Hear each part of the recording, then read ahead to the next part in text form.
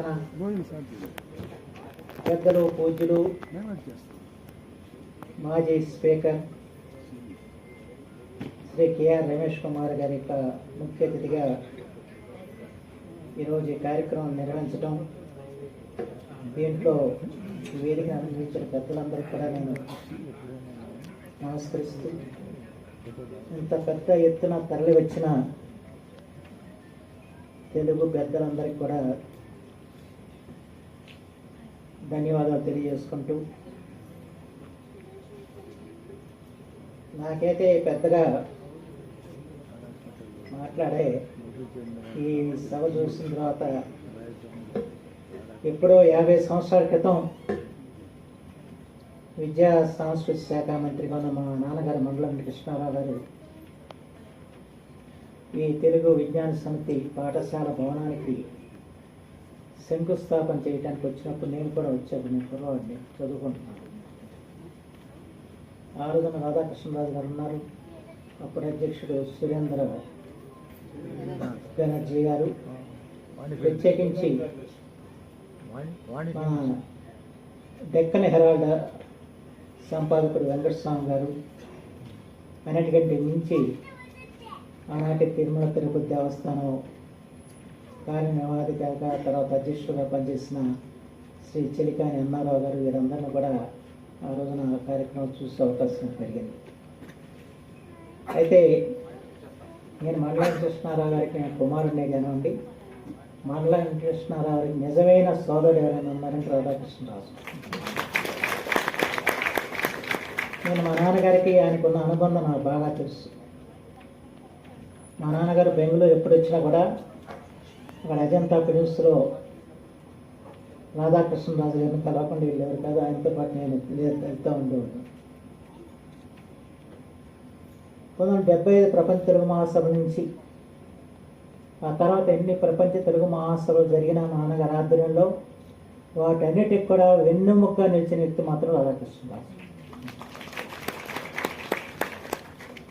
ఆ తర్వాత మా హయాంలో జరిగిన కార్యక్రమాలకు కూడా అన్నిటికి కూడా ఆయనే మాకు అండగా నిలిచిన వ్యక్తి. ఒక మాటలో చెప్పాలంటే కర్ణాటకకి ఆంధ్రప్రదేశ్కి మధ్య ఒక వారధ ఎవరైనా ఉన్నారంటే ఆ వారధ మాత్రం రాధాకృష్ణరాజు. ఆనాడు శ్రీకృష్ణదేవరాయలు ఏ విధంగా ఈ కర్ణాటకను పరిపాలిస్తూ తెలుగు భాషను పరిపోషించారో, ఈ కర్ణాటకలో నివసిస్తూ తెలుగు వైభవాన్ని నిలపాలని చెప్పి నిరంతరం తప్పిస్తున్న వ్యక్తి మాత్రం రాధాకృష్ణరాజు. దాని గురించి సందేహం చెప్పి మాత్రం మనకు. అయితే ఈరోజు సభ జరిపారు కాబట్టి వీటన్నిటికంటే కూడా నాకు బాగా మండలం కృష్ణారావు సజ్జయంతి ఊరు వాడ చాలా చోట్ల జరుగుతున్నాయి. మేము ఈ సజ్జయంతికి మేము పెట్టుకున్న లక్ష్యం ఏంటంటే, ఈ సజ్జయంతి ఆయన చూడటం. ఆయన తెలుగు కోసం జీవించాడు. కేవలం తెలుగునాటి కాకుండా ప్రపంచంలో తెలుగు వారందరినీ కూడా వేదిక మీదకి తీసుకొచ్చింది ప్రపంచ తెలుగు మహాసభ. కేవలం ప్రపంచ తెలుగు మహాసభ నిర్వహించే చేతులు దులుపుకోకుండా ఇతర దేశాల్లో ఇతర రాష్ట్రాల వారికి ఆంధ్రప్రదేశ్ ప్రభుత్వం నుంచి సహాయం అందించిన ఏకైక వ్యక్తి మండలం కృష్ణారావు. దాదాపు ఏ రాష్ట్రాల్లో ఇవాళ తెలుగు భవనాలు ఉన్నా వాటన్నిటికి కూడా ఆ రోజున ఆంధ్రప్రదేశ్ ప్రభుత్వం నుంచి నిధులు ఇవ్వటం, దానికి తోడుగా ఆ రోజున అన్నారావు గారు తిరుమల తిరుపతి దేవస్థానం నుంచి ఆయన నిధులు ఇవ్వటం, దాంతో నిర్మాణం అయింది అన్న విషయం మనం గుర్తుంచుకోవాలి. అంతేగా ఆ రోజుల్లో మారిషస్, మలేషియా ఇవాళంటే చాలామంది విదేశాలకు వెళ్తున్నారు. ఎప్పుడు 150 సంవత్సరాల క్రితం వెళ్ళిన మారిషస్, మలేషియా, ఆంధ్ర పిల్లలకి ఇక్కడ రిజర్వేషన్ కల్పించి మెడికల్ సీట్లు, ఇంజనీరింగ్ సీట్లు ఇచ్చిన వ్యక్తి మనం కృష్ణారావు. అలాగే మొట్టమొదటిసారిగా రాష్ట్రేతర ఆంధ్రుల కోసం అని చెప్పి ఆంధ్రప్రదేశ్ ప్రభుత్వంలో విభాగాన్ని ఏర్పాటు చేసింది కూడా ఆయన. అంటే నాకు తెలిసిన వరకు ఇతర రాష్ట్రాల తెలుగు వారు ఎక్కడున్నా కూడా అన్ని చోట్లకి వెళ్ళిన వ్యక్తి, అన్ని చోట్ల కూడా కార్యక్రమాలు చేసిన వ్యక్తి, వాళ్ళని ప్రోత్సహించిన వ్యక్తి మన ఆంధ్రప్రదేశ్ చరిత్రలో మండలం కృష్ణారావు తప్ప ఆ తర్వాత మరొకరు లేరన్న విషయం మాత్రం తెలుసు. కాబట్టి మీరు ఈరోజు ఈ కార్యక్రమం నిర్వహిస్తున్నారు. అయితే నాకు ఇవాళ ఈ ఉత్సవాలు ఏంటి ప్రధానం, ఆయన ఏదైతే తెలుగు భాష పరిరక్షణ కోసం పరితపించాడో ఆ తెలుగు భాష పరిరక్షణకి మన అందరం నడుము కట్టడమే ఆయన నిజంగా అర్పించే నివారణ చెప్పి మాత్రం మనం చేస్తున్నాం. అంటే ఆ రోజున పోస్ట్ గ్రాడ్యుయేషన్ వరకు కూడా తెలుగులో బోధన చేయాలని చెప్పి తలపెట్టడం, దానికి కావాల్సిన పుస్తకాలను కూడా తయారు చేయించారు రఘునందన వెంకటకృష్ణారావు. నేను కూడా ప్రభుత్వ పాఠశాలలోనే చదవటమే కాకుండా ప్రభుత్వ డిగ్రీ కళాశాలలో తెలుగు మాధ్యమంలోనే చదివాను. ఇవాళ మా దురదృష్టవశాత్తు ఆంధ్ర రాష్ట్రంలో తెలుగు మాధ్యమం లేకుండా అయిపోయింది.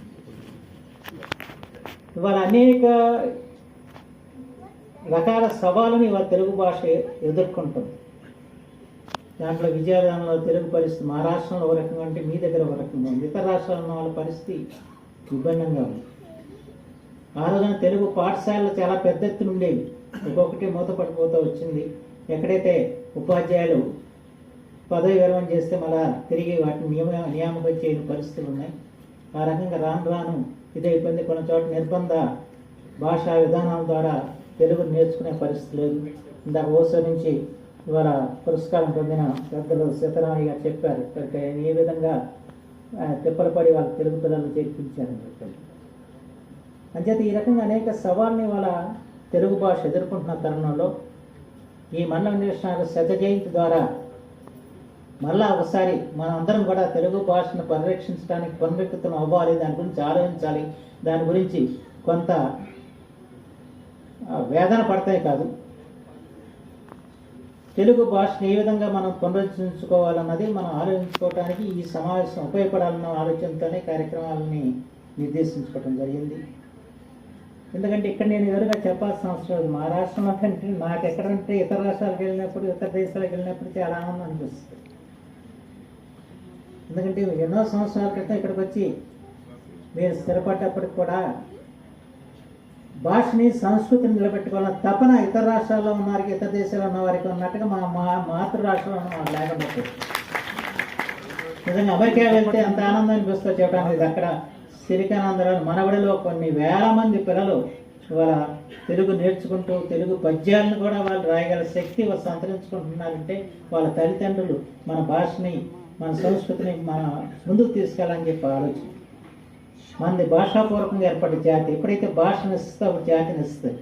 ఆ సత్యాన్ని మనందరం కూడా గుర్తుంచుకోవాల్సిన అవసరం ఉంది. భాషను మనం పరీక్షించుకోవాల్సిన బాధ్యత ఉందని చెప్పి మాత్రం ఈ సందర్భం మనం చేస్తూ, ఈ రోజున ఇంతమంది పెద్దల్ని మనం ఇక్కడ సత్కరించుకున్నాం.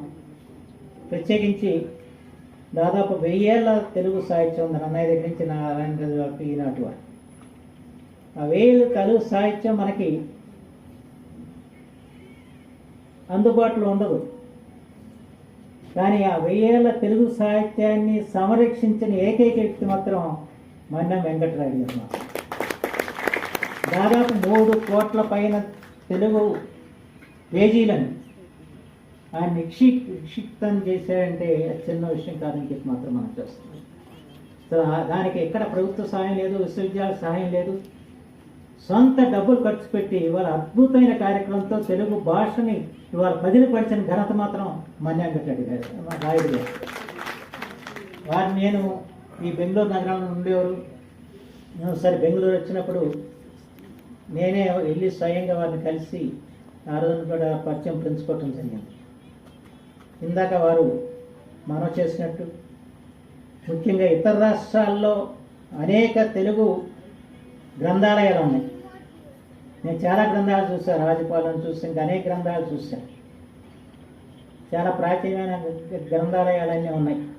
ఇక్కడ కూడా గ్రంథాలయం ఉంది మన అందరూ తెలుగు విజ్ఞాన సంస్థలో కూడా.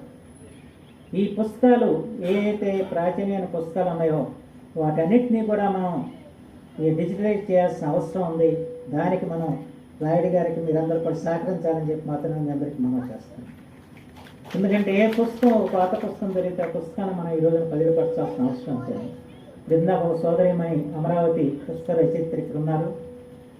ఆయన వచ్చి మాట్లాడుతూ వారి తాతగారు ఎవరో 1930లో స్వాతంత్ర సమరయోధుడు, ఆయన స్వహస్తాలతో రాసిన జ్ఞాపకాలు ఉన్నాయండి, స్వాతంత్రోద్యమ జ్ఞాపకాలు అని చెప్పారు. అమ్మ మీరు రాయుడు గారికి ఇవ్వండి, అన్నింటినీ కూడా ఆయన సంగ్రహించారు. ఎందుకంటే చిన్న విషయం కాదు, 30-40 సంవత్సరాల్లో రాసిన ఆ పుస్తకం చాలా అమూల్యమైన పుస్తకం, తెలుగు జాతికి అందించాల్సిన బాధ్యత ఉంది. అలాంటి పుస్తకాలని మనం మీరు డైరెక్ట్ చేసి పెట్టుకున్నారు ఇప్పుడు వరకు సంతోషం, కానీ అది 10 మందికి వెళ్ళి చూడాలి అని చెప్పి వారు ఫోన్ నెంబర్ ఇచ్చారు, అది నోట్ చేసుకుని ఒకసారి మాట్లాడి అదే పని అదే ఆ రకంగా ఎన్నో కార్యక్రమాలు చేస్తున్నారు అని చేత అలాంటి పాత ఏమన్నా ఎవరి దగ్గర ఉన్నా కూడా దయచేసి వారితో సంప్రదించి వాటన్నిటిని కూడా భద్రపరచాల్సిన బాధ్యత మనందరి మీద ఉంది. దానికి వారు సహకరించాల్సిన గురుతర బాధ్యత ఉందని చెప్పి మాత్రం మీ అందరికీ మనం చేస్తున్నాం. అలాగే డాక్టర్ టి వేణుగోపాల్ గారు విధంగా ప్రపంచ తెలుగు మహాసభలకి సినీ ఆర్టిస్ట్ అసోసియేషన్ వారు అందించిన నిధులు ఎక్కువ ప్రభుత్వం ఖర్చు పెట్టిన దానికంటే మరి అరవింద్ గుమ్మడి వెంకటేశ్వరరావు గారు అధ్యక్షులుగాను అప్పుడు రాష్ట్రం అంతా తిరిగి నాటక ప్రదర్శనలు ఇచ్చి నిధులు వసూలు చేశారు. దాంట్లో రామప్రభు గారు కూడా ఉన్నారు. ఆ తర్వాత దీక్ష ఉప్పునికి సహాయం చేయడానికి కూడా సినీ యాక్టర్లు అందరూ కూడా చేశారు, అప్పుడు కూడా ఉన్నారు. అంచేత అనేక కేవలం నటీయమాని గారు కాకుండా ఇలాంటి సంఘ సేవా కార్యక్రమాల్లో కూడా ఎంతో పాల్పంచుకున్న రమాప్రభ గారికి కూడా ఈరోజు సత్కారం అందించడం చాలా ఆనందమైన విషయం. అలాగే సుమన్ టీవీ అంటే మనకు తెలియదేం కాదు, అద్భుతమైన కార్యక్రమం మనం చూస్తూ ఉంటాం యూట్యూబ్లో. అలాగే దీనికి యుగంధర పూరా గారికి నా హృదయపూర్వకంగా చేస్తున్నాను. అలాగే మన తెలుగు విశ్వవిద్యాలయం ఉపకులపతి ఆచార్య డి మునరత్న నాయుడు గారు ఇక్కడికి వచ్చారు. మీ అందరూ తెలుసు ఇటీవల చంద్రనాయుడు గారి నిర్ణయం తీసుకుని రాజమండ్రి కేంద్రంగా ఇవాళ